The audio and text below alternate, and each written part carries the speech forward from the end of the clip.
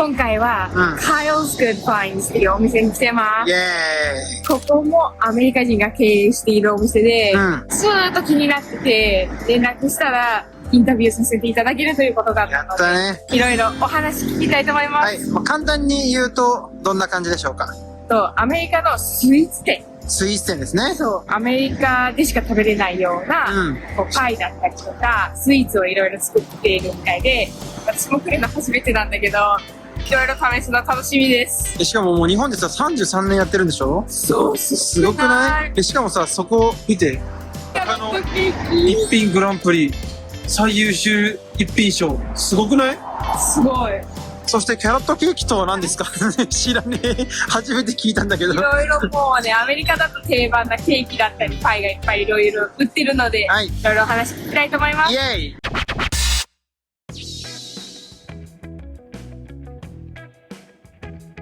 Would you do like a short introduction of yourself? So my name is Kyle Sexton.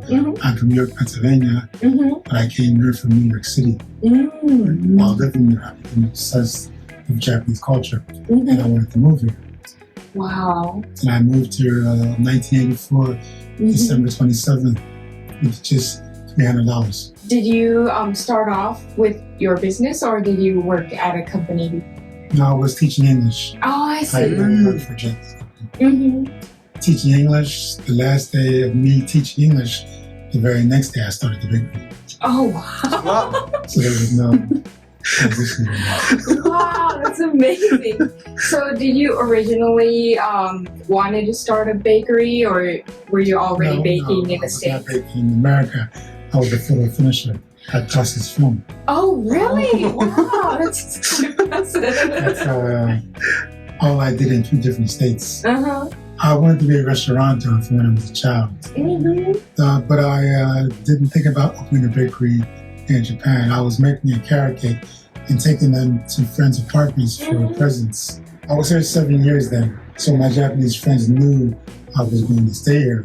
3 different friends lent me $1 million each.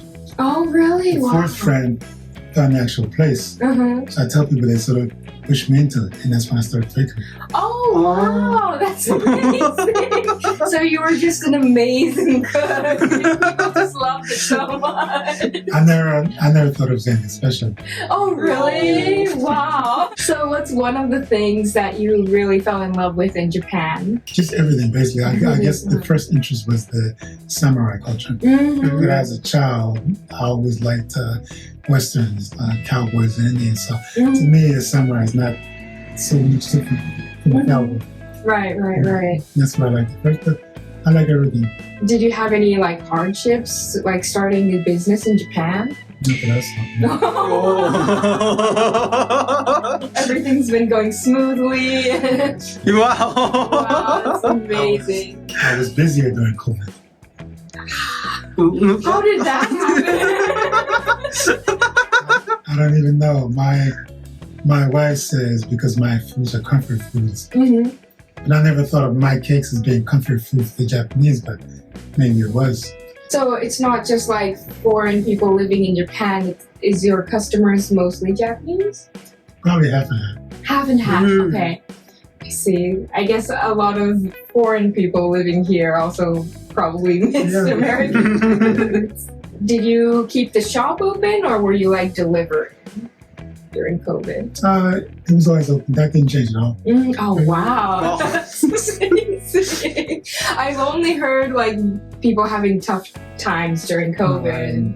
I didn't have any tough times at all. When I first opened the shop, I used to hand deliver everything in Tokyo. That I don't do anymore just because I don't have the time now. So but I used to hand deliver things. And some things that I used to do, I don't do anymore because my fingers don't have that dexterity.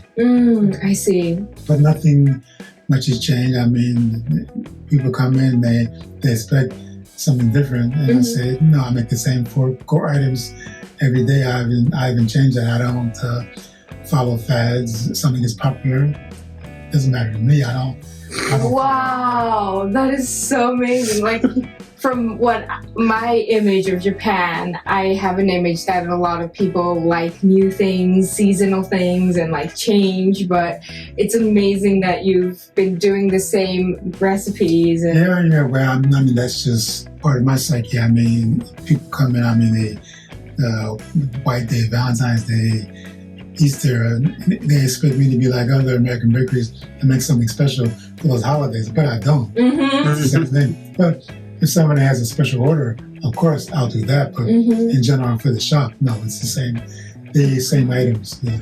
What kind of special orders do you take? Well, almost anything. Almost anything. That is so amazing. Was there a favorite that you tried for a special order? Or?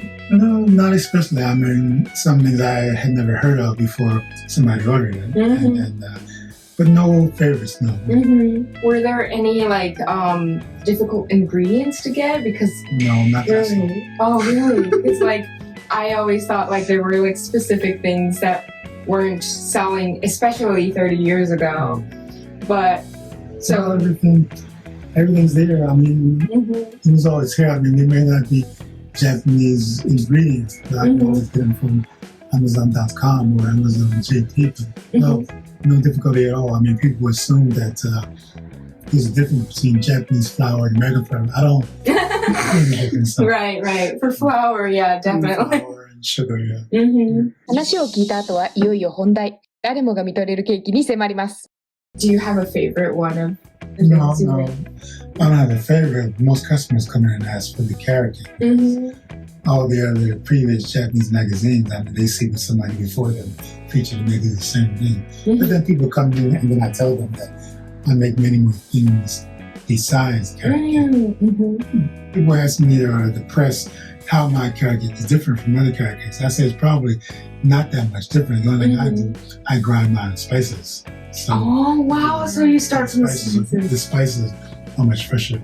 Cinnamon that you buy in a Japanese supermarket is ground so fine, it's a powder, Right. that it will change the color from orange to brown.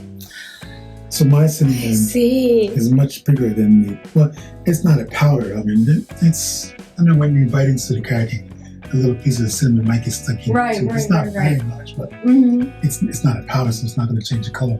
That's the most popular. People come in and ask for pecan pie. I didn't know pecan pie was rare in Tokyo. Maybe it is, but when I first started 34 years ago, there were not many places selling carrot cake. But I mean, some magazines or podcasts, they say this is the best carrot cake in Tokyo. And then customers come in and they say, I want the best carrot cake in Tokyo. And I say, I don't say that. You're so humble. Do you like trying other people's cakes and sweets, or are you? Oh, right. So you're not really a sweet tooth. Well, for my own things, I am. Which I shouldn't be, but because I'm a diabetic, but I still. Well, it's important to know your own taste too. In theory, yeah. But I mean, when my wife first met my mother was telling her about when I was a child, and my mother would bake cakes or something, that I would always lick the spoon after she poured the batter in. And I would lick the spoon. Then my wife said to my mother, he still does now. So that's taste testing, but that's the raw product. And whenever I'm making cookies, I'm always eating raw cookie dough. Right. And my wife thinks it's dangerous to eat raw cookie dough, but it's food. Right. I really miss having cookie dough. Now, I mean, there's some ice cream makers in America. Cookie dough is one of the flavors. Right, exactly. Like, that's how you know that so many people actually liked it and were eating it. Then I guess I'll try your carrot cake. It looks amazing. And I have long-time customers. I mean, they were carrot cake fans, and then they say they wanted a carrot cake for their wedding cake. And I explained to them, I don't make fancy cakes, but they still wanted it though for their wedding cake. So I made it and tried to make it as fancy as I could, but that's what they wanted. And then, I don't know, I never thought there was a distinctive taste, but customers tell me maybe they go to a party and somebody pulls out a carrot cake, and as soon as they taste it, they say, "Is this cow's carrot cake?" And I didn't know you could tell by the taste of it. Really?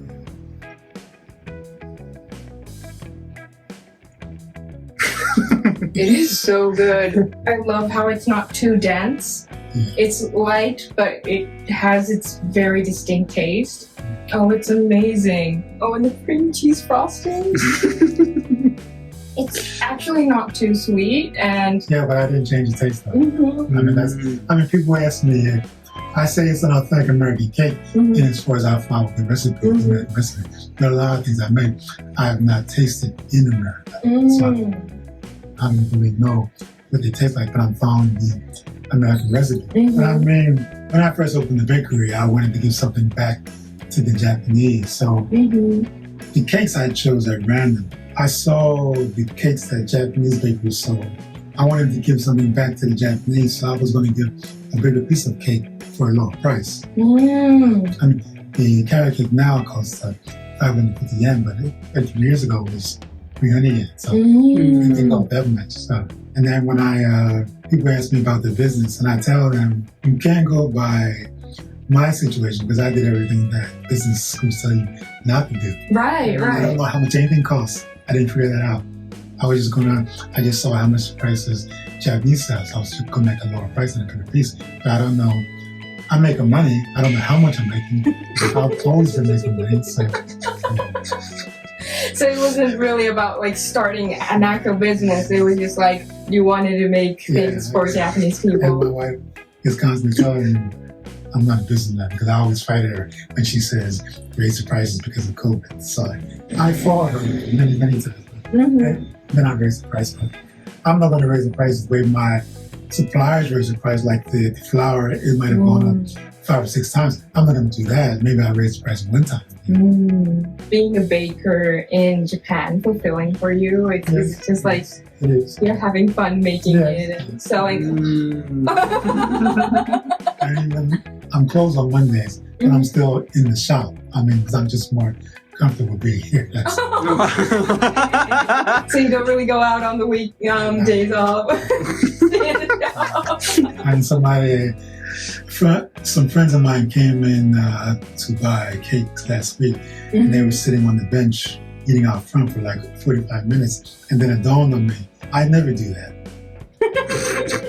Have that much time by myself to just eat something. When I go out to restaurants, it's with my family, but I never have individual time. But I mean, I don't miss it. I mean, I tell people I'm in the shop 12 hours a day.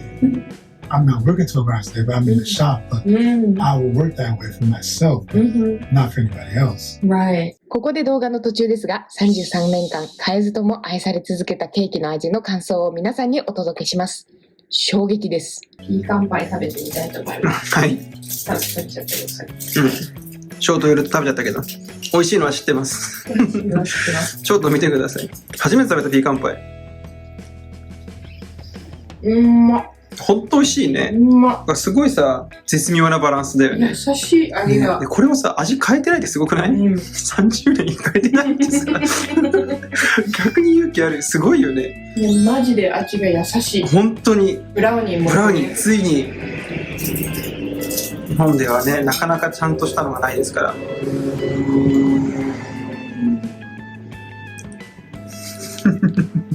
溶けたけど顔が。ブラウニーがね、口の中で溶ける。それで顔溶けたの。連動してるんだ、そこと。ケーキっぽさがないタイプ。なるほど。もうファッジーなブラウニー。超美味しい。じゃあアメリカのって感じ？アメリカでもいろんな種類あるんだけど、なんか前回うちらが作ったやつって半ケーキ半ファッジみたいな。そうだったね。これもファッジ麺。ああ、いいね。めっちゃ美味しい。いいね。ぜひ皆さんも試してみて、ちょっとZooKatsuさんもちょっとキャロットケーキから食べてみてほしい。了解です。こちらから。マジでキャロットケーキやばい。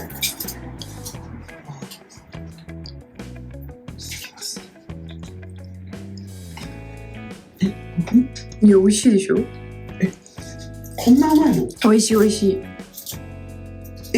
ちょっと待って。すごいでしょ。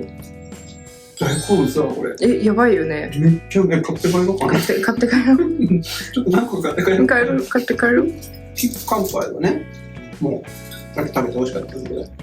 あとね、アメリカで定番のね、チェリーパイも置いてあるし、ちょっと日によって全部作ってるわけじゃないらしいので、日によって置いてあるものはちょっと違うかもしれないんだけど、基本的には、なんか定番メニューでね、置いてあるので。プラーに。うまっ。やばくないやばいよね。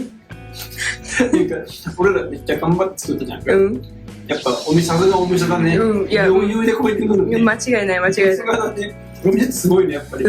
マジで。マジうまいんだけど。それこそ次キャロットケーキ作ろうかと思ってたくらい。これ作ろう、これ。いや、ほんとキャロットケーキ美味しいよね。味は知った、キャロットケーキ。そう、シナモンが結構香るので、シナモン苦手な人はあれだけど、もうすっごいしっとりしてて柔らかくて超美味しいから。でも全部美味しいね。美味しい。全種類試したくなるレベルだね。しかも全部柔らかいし、食べやすい。なんか日本でも受ける理由がすごくわかる。さ、コーヒーなんか食べれないとかあるじゃん、こういうの。全然このままで大丈夫。甘すぎない。間違いない。なんか味すごいわ。結構アメリカだとガツンって甘さがさ、こう欲しかったりする時もあるんだけど、これすっごい優しくて、こうコロナ時期も食べたくなる気持ちがすごいわかる。この優しい包まれる気持ち。やばくない？コロナ時期でさ、忙しかったさ、聞いたことない？聞いたことない。初めて聞いた。しかもこういうとこで。そして気づけば大量のケーキをお持ち帰り。その中身は後半で。ここからカエルさんの日本適応ストーリー。衝撃の話連発です。How was your transition like from coming from America and living in Japan? My obsession in New York City lasted for like 7 years. So when Japanese first interviewed me, they asked me what were my surprises when I came here, but I said there were no surprises because I knew so much about it already. Right. So there was not really a transition in New York City. I was living the Japanese lifestyle as much as possible. Wow. Where did you get all your information? In the Canadian Rockefeller Center, the bookstore. Oh, right. Japanese restaurants all around New York City. I slept on a futon. I went to a Japanese restaurant every day for lunch. Maybe after 2 or 3 years, the Japanese waitress got up the confidence to ask me why my bowl of oyakonobori was so clean. She thought I was doing this at the end. I was practicing like ohashi technique of picking up the last pieces of rice. And then she come and see the bowl and it's totally clean, so she didn't know why. But then when I met my wife here, she said she never saw a foreigner who could use ohashi the way I did. But I told her I practiced picking up one piece of rice. Did you originally know Japanese before coming here, or? No. I mean, I was learning Japanese, but I tell people that sometimes Japanese who are learning English, they're hesitant to speak English because they want to speak perfectly. Right. But I tell people a story. I only knew one Japanese sentence when I was in New York, and I tried to use that sentence as much as possible. Wow. And then they would say yes, and then they would try and talk and say, no, I only know the one sentence. That was the icebreaker, and that's how I met right. Japanese friends. So you already had Japanese friends even in America? Yeah, so when I tell people I came here, my first time flying, I came here with just $300. It's not like I land in the country cold. My Japanese friends in New York, their friends here became my friends. Oh, so I knew people before coming here. I'm so surprised how you were able to navigate your way knowing that you were coming to Japan, because that's so difficult usually before coming to a country. I didn't, when I was 27 then, I didn't really question anything. I just did it. I mean, a lot of people first come to Japan and Tokyo, they want to check it out. But I was the opposite. From the first day, that was my first time flying. And the only thing I brought with me were my books. That's all I had of value. I was determined to stay here, and I've been here ever since. I mean, I've been back to the States on vacation, but I'm not one of those Americans who ever say, going back home, this is my home now. Oh, I see. Is there anything you miss about the States though? No. No. I miss my family. Right. I had 53 first cousins. So Oh, wow. So do they all live in New York or Pennsylvania? Or? I was raised with 45 of them in the same time. Oh. And when I was living here, I was here 8 years and I found out I had a cousin over here. Not first cousin, but still blood. A Japanese girl went to York College in my small hometown. Came to Japan, got a job on the Air Force Base. Met my cousin. Told him, you got a cousin in Tokyo, me. And that shows you how small the world is. But I was in Shinjuku 30 years ago, and I heard somebody say, Kyle. Somebody I met in New York City one time. Saw me in Shinjuku. That's crazy. And they totally remembered you. My wife and daughter, they say they're embarrassed when they see me on TV at my bad Japanese. But then I tell foreigners who are thinking about coming to live here, I tell them, don't let your lack of Japanese stop you. You'll learn it eventually. I do speak Japanese, but I don't speak as well as somebody else who lived here the land I did. I never had to work for a Japanese company. So Right. I was never forced to learn. Right. And the guys that I know who speak perfect Japanese, their wives who were the girlfriends did not speak English. I mean, I'm not using that as an excuse. I was just lazy, that's all. But I'm still learning now. So. Well, I mean, I think that's really great for people who are trying to learn a language, because I think, especially a lot of Japanese people, they think they have to be perfect at it before using it. Yeah, when I was teaching, I would just tell people, just go out there and talk. Right. Don't worry if you make a mistake. They're still going to understand you. Yeah. Exactly. Yeah, I think that's kind of the courage that a lot of people need to try to communicate with other people. It's not just the language. It's just more than that. Yeah, I mean, when I first met my wife, and then she was trying to understand my Japanese, why I didn't speak Japanese as well as I did. And then I explained to her that maybe I don't understand the words, but I understand heart to heart. And then she understood what I meant then. Oh, that's so sweet. Where did you meet your wife? I met her at an organization called JAFA a long time ago. Japan Afro-American Friendship Association. Black Americans interested in Japanese culture and Japanese interested in Black American culture. Wow. I didn't even know that existed. But it did exist then. They're trying to bring it back now in a different form. But I was heavily involved in the organization. Not when I met her, but after we got married, I was more involved. I was president, vice president. Oh, really? Wow. Is there any Black culture that you would like more people to know about, or? I'm trying to teach my customers some of the African American inventions. That's only a very small amount. Right. Had Black inventors. If they were slaves, or former slaves, they're somebody white might have put their name on it. Right, exactly. And that happened a lot. A lot of the Black or African American history is really sad, but it's amazing how much that people were able to progress, and I think the culture is so beautiful. Yeah, and it's still going on. Definitely. I mean, some Black Americans have misconceptions about Blacks in Tokyo. Oh, really? I had many Black bridges come in here, and they're learning that it's not the way that a lot of American person used to say. And a lot of the Black tourists, they tell me that as soon as they get off the plane and land on Japanese soil, they feel a sense of relief, less pressure. And I always thought only as long-time Black residents could feel the difference between America and Japan, but I guess tourists, they can feel it too. How much more relaxing it is. I mean, tourists are always telling me, they think we don't lock our bikes off. But I say, they are locked, you just can't see the locks. They see the bikes and they think they're unlocked, and they're amazed at the safety and everything. Right. And then almost everybody loves it here. I mean, I always ask the tourists, I ask them if they experienced the 7-Elevens and the 100 yen shop. I tell them we have a higher quality item than the dollar shops in America. And then I asked them what are some of the things that not as strange, but seeing other places and everybody seeing these small kids on the train by themselves. And I told them, that's totally normal here. We as a country, I include myself too, we look after the young and the old. But Americans, you see a small child, our first thing say, where's the parent at? Because we're not used to seeing Right, exactly. Is there anything that you like to tell tourists to do in Japan to like?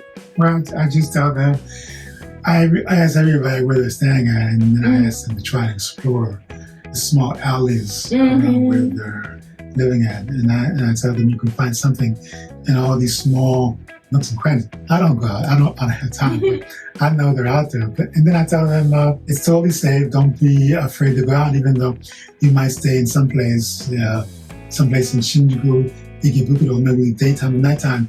It's a whole different atmosphere. But I tell them it's still totally safe. Right. You can still go out there and window. But I just tell people to get out and explore. And the Americans that I meet coming here, I tell them, we have to step on most Americans because most Americans never travel. So you're already traveling. Right. So you're seeing what the rest of the world thinks of America. And you're getting a more perspective on America. My family are avid travelers. They travel all the time. New Year's trip. New Year's Day, they take a trip. So I went with them last year to Barcelona and Paris. And my wife and 4 kids loved it, but I really missed it. I don't like leaving Tokyo. I think social media definitely helps people understand culture, like from a perspective of people living in Japan. But like when you came, there wasn't any social media, there were just books. I tell the tourists who come here that there was no Google Maps and Google Translate, and I tried to explain to them that back then when Japanese invited you to their house, everybody drew a simple map. Right. And then I explained to people about the numbers. It might be 2-7-10-2-7-10, and then inside there you have to find. So it just gets smaller and smaller. And then I tell them why Tokyo is built this way, because the shogun didn't want to be invaded, so he made these streets all mismatched. So you know the history behind it as well. Because even like a lot of Japanese people don't know about that. Well, thank you so much for letting us interview you. It's been so amazing to hear about your experience. And I am so glad that you opened a bakery here. Because, like seriously, your carrot cake is amazing. My regular always asking me why I do so many interviews, why I always say yes. And I just say, because they ask, that's all. I mean, I'm not thinking about publicity, just because somebody asked me, I say. I say yes because I try to be an accommodating person, that's all. Oh, that's so sweet of you. Thank you so much for letting us do this. And I think it would help encourage a lot of people to try to learn new cultures and maybe try using another language. Okay, thank you. Thank you so much. Thank you so much. そしていよいよ買ってきたケーキを実食。帰ってきました。なんと、このパターン初ですよ。帰ってきても、まだケーキがこんだけあるっていう。なんと買っちゃいました。本当に美味しかったの。で、他のも試したいってなって全部買っちゃった。全部買っちゃった。で、さっきショートでね、撮ったからね、もうこれないんだけど、で、ケイが食べたやつがちょっとね。あ、それはね、さっきも食べたし。そう。でもこれが本当に美味しかったからまた買っちゃいました。はい。で、他のはね、こういう感じで。他のは全部動画でまだ試してない。そう。これからちょっと一個一個食べていって、どんな感じなのかね、試そうと思います。本当にね、繊細で美味しいの。本当に美味しい。で、このキャロットケーキもね、中にね、キャロットが入ってるとはね、あんまり思えないんだけど、美味しい。で、アメリカのいわゆる、うわーってのマジでないし、なのにちゃんと味するし、もう最高でした。ということで、じゃあ一個一個食べていきましょう。はい。じゃあまずは、キャロットケーキ、もう一回食べたいです。もう一回食べたいです。ただ食べたいから食べます。マジでこれうめ。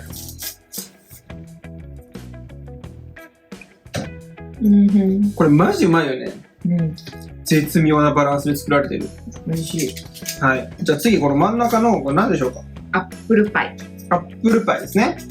じゃあ食べます。映えとか何も気にせずボリボリ食べていくっていう我ららしいスタイルですから。あ、うまっ。リンゴのうまさがちゃんと出るね。一個一個次の味がこうぶつかってくるではないけど、出てくるね。そう、まずシナモンが来て、うん。リンゴが来て、でリンゴの食感が来て、そう。それで最後にパイのなんていうの、カスタードなのかわかんないけど、カスタードっぽいね。うん。うん、味が最後にこう包み込んでくれるみたいな。次これバナナブレッドかな？バナナブレッドです。いただきます。よっ。バナナブレッド。食べたことあるっけ俺。私は知らない。あなたが食べたことがあるかどうかは知らない。私はあれ。出会ったでからは以降じゃない一緒に。行ったことないよね。じゃあないわ俺。いただきます。めっちゃうまいじゃん。美味しい。こんなになんかふわふわで美味しいの。そうだよ。うでもまっ。アメリカのもっとぎっしぎしのやつもある。これすごいふわふわ。これはさ、30何年もさ、何も変えないでもうまくいけるわな。こんだけうまかったら。チェリーパイいく？チェリーパイ。なかなかないよね、チェリーパイもさ、日本だと。そう、これもね、日本だと。チリどこで手に入れてるんだろうって思うんだけど、なんか全然普通に手に入るよ。手に入るようですよね。うまっ。美味しい美味しい。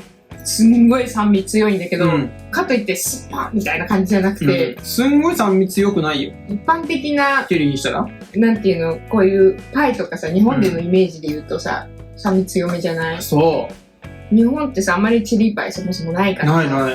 ない。で、アメリカ両方あるの。酸っぱいのと甘いの。じゃあ真ん中取ってる感じかな？でもちょっと酸っぱいよりかな。でもあっさりしててすごい美味しい。なんか味ガーンってなんかアメリカのよくあるじゃんか。甘いとかしょっぱいとか。そういうんじゃない。バランス。バランスすごい。次チーズケーキかな？真ん中のね。じゃあさ。チーズケーキ好きだからな。うるさい？チーズケーキうるさいよ。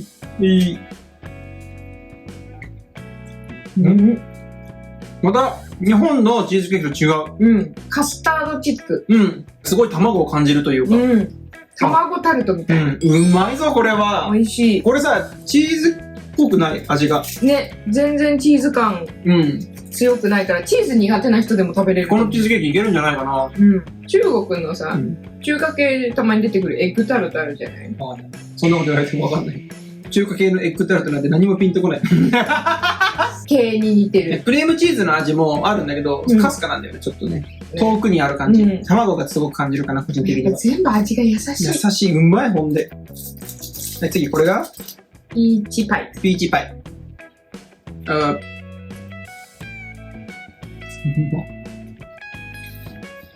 メリカのピーチだ。アメリカの味がする。甘いの好みだったらピーチだね。これもね、甘すぎない言うて。今日さ、いろいろ食べてさ、ザ甘いものっていうのがあんまなかったけど、その中でも甘いものが欲しかったらピーチパイとブラウニー。ブラウニーだね。この2つはやっぱ、ものがそもそも甘いものだから、ちゃんとそういう風に作ってやる。アメリカのピーチ恋しい人はぜひ。ぜひだね。てか、なんなら他のもなんでね、知らないけど。全部恋しい。このバナナブレッドがめっちゃうめえ。好きだね、バナナブレッド。好きそうだなとは思ってた。めっちゃうめえ。キャロットケーキは外せないね、でも。